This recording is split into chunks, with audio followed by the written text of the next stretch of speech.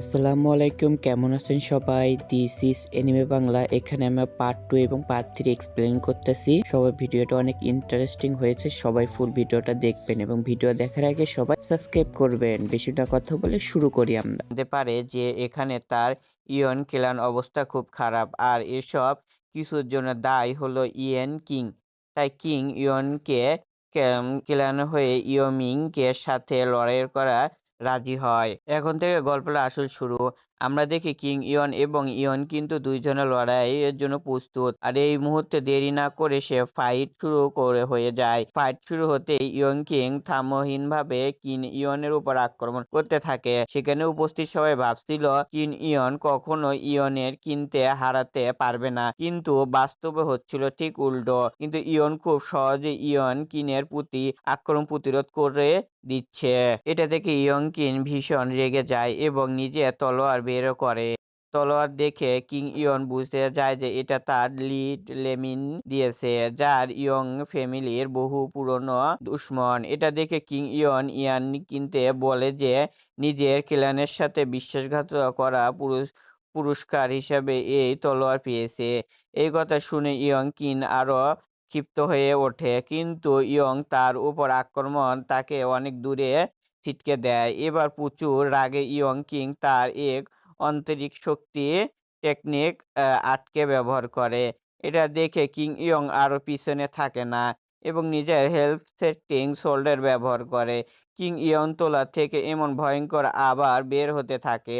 সেখানে দাঁড়িয়ে থাকা ডিসাইপলের মুখে ব্যথা অনুভব হয় তে থাকে, এমনকি মাস্টাররা সে আরো অরাটা দেখতে পায়, কারণ ইয়ংকিন ছিল সেলফ স্টেজের।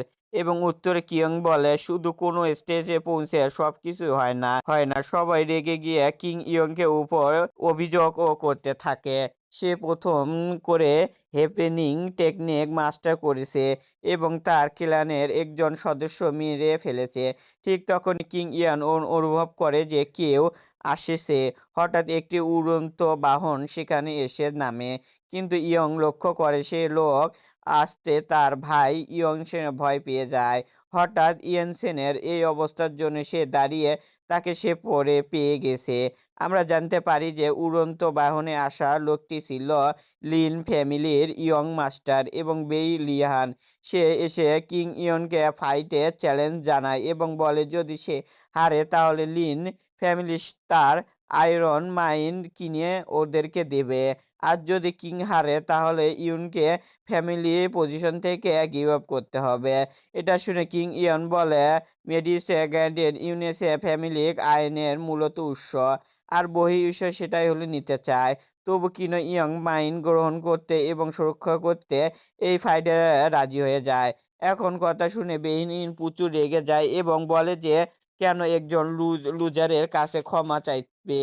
কিং ইয়ং কোনো উত্তর দেয় না, শুধু বেইন ইয়ংকে দিকে তাকায়। সে সৃষ্টি বেইয়নকে ভীষণ ভয় পেয়ে আর এবং বুঝতে চায় যে কি ইয়ং এখানে বদলে গেছে। এরপর কিং ইয়ন সেখান থেকে চলে যায়। পরে আমরা দেখি যে কিং ইয়ন স্টেপ স্টানা করে, তখন সেখানে একটি মেয়ে এসে সে কিং ইয়নে শৈশবে ভালোবাসে এবং সাহসী, কিন্তু কিং ইয়নকে খুব রেগেছিল কারণ সি ওর ফ্যামিলি বিয়ে করেছে। সাহসী নানা অজুহাত দিয়ে থাকে, বলে সে এসব কাজে কিং ইয়নের ভালোর জন্য, কিন্তু কিং ইয়ন এখন তার কোনো কথাই বিশ্বাস করে না। তাই সেখান চলে যেতে থাকে। এরপর কিং ইয়ন কিছু ভাবছিল, ঠিক তখনই তাকে মারার জন্য কয়েকজন অ্যাসিসিয়ান এসে পড়ে। কিন্তু কিং ইয়ং একটি শক্তিশালী আর অনুভূতি করে এবং বলে এখন সে নিশ্চয়ই ক্যালিনিডার করতে পারে। পরে সকালে কিং ইয়ন নিজের রুম থেকে বের হতে থেকে একজন লোক এসিনিয়েন্টের শ্বাসের উপর বসে আছে। সে লোকের নাম ইয়মিন ম্যান বলে তার আসতে একটু দেরি হয়ে গেছে। কিং ইয়ান মজা করে বলে ইয়ং ম্যান ও সবসময় দেরি করে। আমরা জানতে পারি কিং ইয়ন ম্যানের কাছে কিছু হাফ অর্ডার দিয়েছিল। ইয়ন ম্যানকে ইয়ং হ্যাবিনেল সবচেয়ে নিষ্ঠুর এলার্ডার হিসেবে ধরা হয়। ইয়নের ম্যান জানান যে অনেক বছর আগে কিং ইয়ন বাবা মা তার জীবনে বাঁচিয়েছিল এবং তাকে নিজের সঙ্গে রেখেছিল। তাই ইয়ং ফ্যানির কাছে তার সঙ্গে জনক হয়েছিল। এ থেকে দুঃখ কষ্ট এখানে পর্যন্ত ও কিং ইয়নের মা বাবা আর তার মনে খুঁজে পাওয়া যায়নি। এরপর কিং ইয়ন মেনে ও জুরুকি ছিল ও পিল বানানো, কারণ ইয়ন মেন এতদিন এত মানুষের হত্যা করেছিল যে তার হত্যা তার আটকে ফেলেছিল। এ কথা শুনে ইয়ন মেনে অবাক হয়ে যায়। কিং ইয়ন তাকে জানায় যে এই ভিজুয়াল থেকে ভীষণ যন্ত্রণা হবে। যদি সে সেই যন্ত্রণা সহ্য করতে পারে তাহলে সে পুরোপুরি সুস্থ হয়ে যাবে, না পারলে মারাও যেতে পারে। এরপর কিং ইয়নের মেনের শরীরে বিভিন্ন অংশে পিনুগুলোকে প্রয়োজন করে। এতে ইয়ং মেন প্রচুর ব্যথা অনুভব করে, কিন্তু সে সব যন্ত্র সহ্যে ফেলে। পরে সে নিজের একেবারে নতুন মানুষের মতো অনুভব করে। ইয়ন মেনে কিং ইয়নে প্রশ্ন করতে থাকে, বলে যে সে এখানে অনেক বেশি বৃদ্ধ হয়ে গিয়েছে আর আগে থেকে সে অনেক বেশি শক্তিশালী হয়ে গেছে। তারপর যার সময় কিং ওয়ানে ইউম্যানের কিছু ম্যাটেরিয়ালস ব্যবহার করতে বলে। এরপর আমরা দেখি কিং ওয়ান ও হোডেন্স এর পৌঁছায়। সেখানে তার সঙ্গে একটি মেয়ে ইয়ংয়ের দেখা হয়। সে কিনওয়ানের সঙ্গে খুব সৌভাগ্য কথা বলছিল এবং কিনওয়ানের জন্য খুব ভালো খাবার প্রস্তুত করছিল। এইসব কথাবার্তা চলছিল। ঠিক তখনই সেখানে 4 জন লর্ডার এসে উপস্থিত হয়। তাদের মধ্যে একজন লর্ডার খুব জোরে চেয়ারে সবাইকে সেখান থেকে তাড়িয়ে দেয়। সেখানে শুধু কিং ইয়ং আর ইয়ং থেকে যায়। এই 4 জন লর্ডার মধ্যে ইয়মিং এর বাবা ছিল আর সে ইয়মিংকে চলে যেতে বলে, কিন্তু ইয়মিং তার কথা মানতে চাচ্ছিল না। তখন কিং ইয়ন ভালোবাসার সাথে ইয়ংকে বলে যে তাকে তার চিন্তা করার দরকার নেই, সে চায় যে সে যেতে পারে। কিং ইয়নের কথা শুনে ইয়ং চলে যায়। এরপর কিং ইয়ং চারদিকে এলাডার ও একসাথে খাওয়া দাওয়া প্রস্তুত দেয়, কিন্তু তারা তো সেখানে ইয়ং কিনের মৃত্যুর প্রতিশোধ নিতে এসেছিল। হঠাৎ এক এল্ডার কিং অনের ওপর আক্রমণ করে বসে। কিং খুব সহজে তার সব আক্রমণ এড়িয়ে যায় এবং পাল্টা আক্রমণ করে থাকে, দূরে ছিটকে ফেলে। এটা দেখে বাকি এল্ডার খুব অবাক হয়ে যায়, কিং অন এত শক্তিশালী কিভাবে হতে পারে। এরপর কিং ওয়াং তার টেকনিক ব্যবহার করতে আরও 3 জন এল্ডার হারিয়ে দেয়। তখন গ্র্যান্ড এল্ডার বাকি এল্ডারকে বলে যে সবাইকে একসাথে কিং ওয়ানের উপর আক্রমণ করতে, এবং এইসব একসাথে আক্রমণ করতে কিং ওয়ান তার ও হেভিলিং শটে ডেকে আনে। তখন আমরা জানতে পারি যে কিং ওয়ানের কাছে বর্তমানে শুধু তলোয়ার খাপটাই আছে। আসলে তলোয়ার তো সে পোর্টাল ভেতরে হারিয়ে গিয়েছে। তবু কিং ওয়ান মাত্র এই আঘাত 4টে এল্ডার হারিয়ে দেয়। তারপর এল্ডার অহংকার শেষ হয়নি। গ্র্যান্ড এল্ডার কিং ইয়নে বলে যে সে খুব বড় ভুল করেছে। এ জবাব ও কিং ইয়নে বলে তুমি ভুলও এত করেছো, তাই ফ্যামিলি রিয়েশন নিজের স্থান বের করে দিচ্ছে। এরপর কিং ইয়ন গ্র্যান্ড এল্ডার দিকে একটি বই ছুঁড়ে মারে, যার ফলে তার গলার হাড় ভেঙে যায়। তখন আরেক এল্ডার কিং ইয়নের হুমকি দেয় যে তার যদি তাদের শিষ্যদের ডেকে আনে তাহলে কিং বাঁচতে পারবে না। ঠিক তখনই জাল দিয়ে একের পর এক তাদের শিষ্যের লাশ পড়তে থাকে।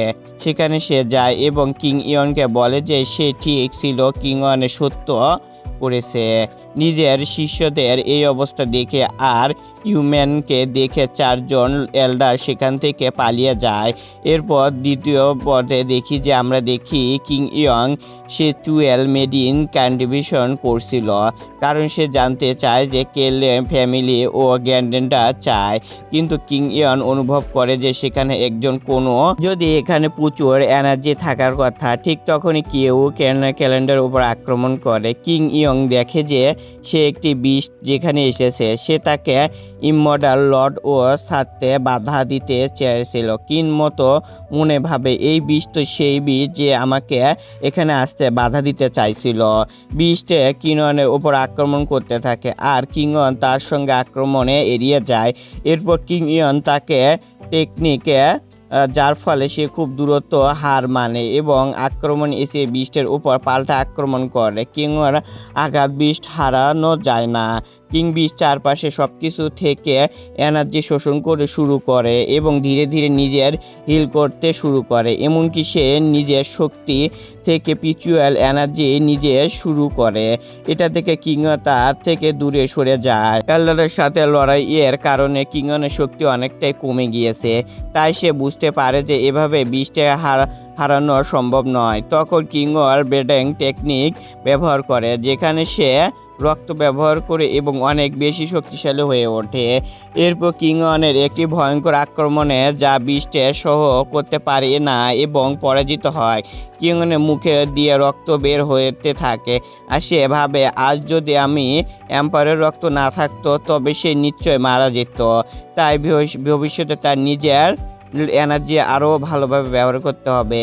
এর কিনো বিশটার কাছে গিয়ে দেখে হারার পর সে ছোট আদুরের বিড়ালের পরিণত হয়েছে। যদি সে বিশ রাগবতী দেখেছিল, কিন্তু তাকে তুলে নিয়ে বলে এই বিশটার কারণে নিয়ে ফ্যামিলি এবং গার্ডিয়ান চালাবে।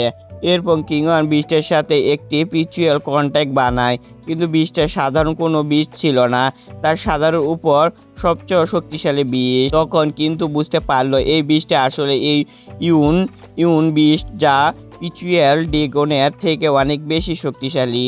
এরপর কিংওয়ানের জোর করে বিশটার সাথে একটা পুষ্পফুল তৈরি করে।